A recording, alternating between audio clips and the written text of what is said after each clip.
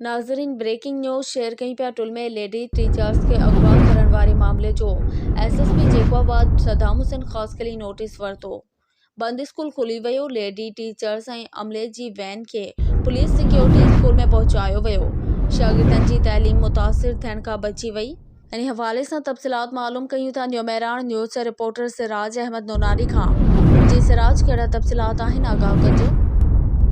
हाँ जी बिल्कुल। ठलबार का 20 सेक्शन थाने जे अदाए ॻोठ सोढो मंगलाणी में 5 ॾींहं अॻु लेडीज़ टीचर वैन खे धाड़ियलनि पारां अगवा करण जी कोशिश कई वई। 5 ॾींहं गुज़रण बावजूद भी स्कूल बंदि रहियो।